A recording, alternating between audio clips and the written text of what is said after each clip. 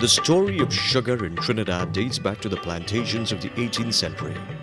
The northeasterly winds that caress the sugarcane arrows and make the traveler's palms dance are the same that energize the plantation economies necessary to fuel the labor-intensive sugar industry. Powering ships, sugar, rum and human cargo through the triangular trade, the wind tells sugar's story of migration. Different types of labor, Amerindians, Europeans, Africans, Chinese and Indians, all contributing to the development of sugar as a main economic contributor to a nation's development. Most of our workers depended on Caroni. I was successful in obtaining my objective in life.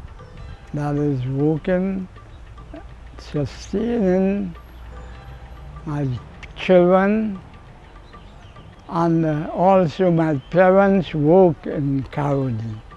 They came from India as small. Built on the backs of African slave labor during the 18th and early 19th centuries, and then by East Indian indentures of the period 1845 to 1917, sugar created a living culture drawn from the cuisine, religion, social practices, celebrations, rhythms and languages that made the journey with the immigrants and transformed an old heritage into a socio-economic engine simply known as Caroni. From 1781 right up into the 20th century, sugar has been the major motivator, the prime mover of the economy of Trinidad and Tobago. And it is only, as I said, from around 1910 that oil began to increasingly take over, displacing sugar. But the point is that even with the oil economy that we developed from the early 20th century, it was on the basis of a society developed on sugar. Caroni Limited and its successor, Caroni 1975 Limited, and their sugar estates and factories stand at the center of a socio-economic sugar culture that has significantly contributed to a national identity. The Sugar Heritage Village and Museum project at Brecon Castle in Kufa will record the historical and cultural legacy of a centuries-old industry, which brought together many races, cultures, and traditions. The culture was the plantation culture. That's the culture in which Africans were socialized into. And when the Indians came as replacement to the Africans, they were socialized into the very same plantation system. And that went on right up to 1920, when East Indian indentureship was abolished.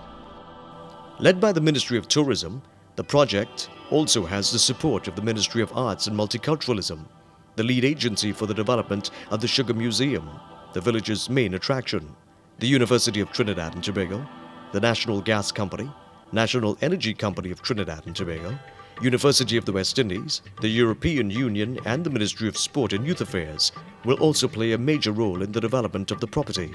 We are here at the site of what will be the museum that will form part of the Sugar Heritage Village and Sugar Museum.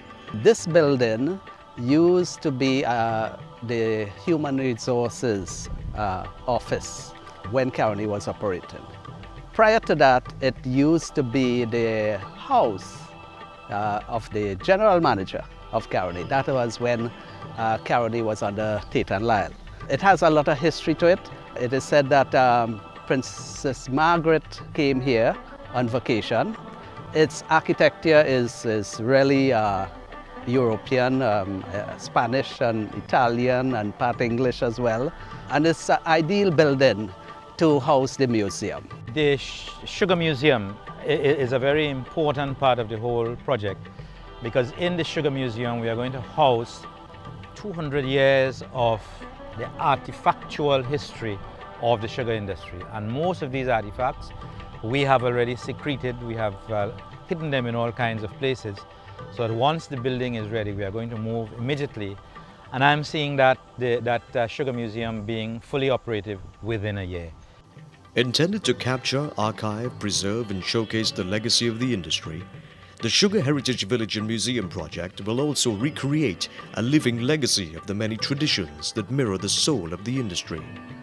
The project is expected to be built in several phases and will eventually occupy over 500 acres and will include a sugar museum to be housed at the Sevilla House, a sugar heritage village rich with plantation-era artifacts, an archive and documentation center, a project already underway to record the sugar heritage in written documents and audiovisual recordings, capturing the industry in the voices, images and memories of those who helped shape the heritage, a replica sugar factory, grinding cane from small farmers and producing fresh sugarcane juice and unprocessed block sugar for sale and use within the heritage village, a handicraft and artisan center that sells pottery, musical instruments, hand painting with henna and tattoo work, sporting facilities that will include the Sevilla Golf Course, lawn tennis court and swimming pool, a recreational park where families can enjoy train rides and animal pull cart rides.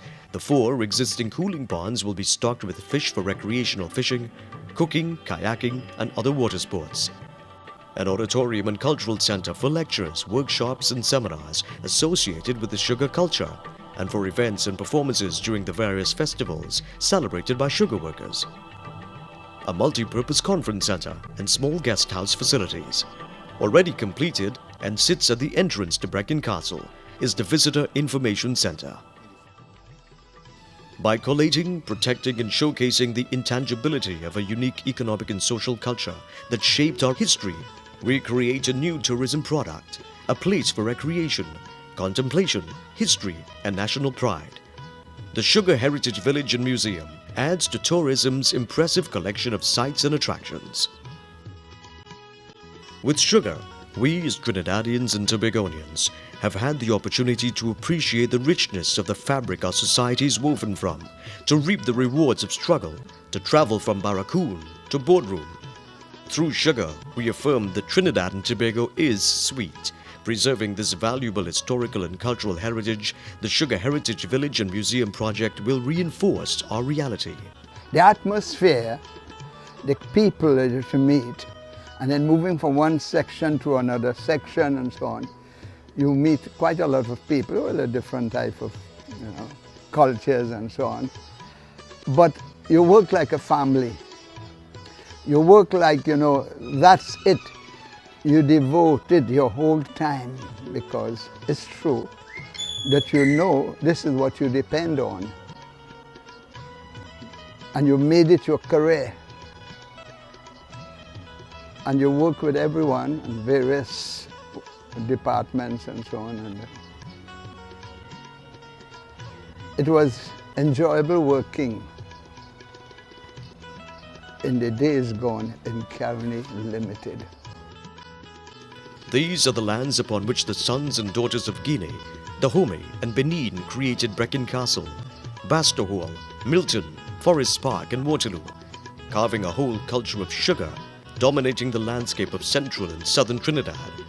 So when the breeze blows across Brecon Castle now, we stand unbowed, confident in who we are and firmly rooted in this land that made us.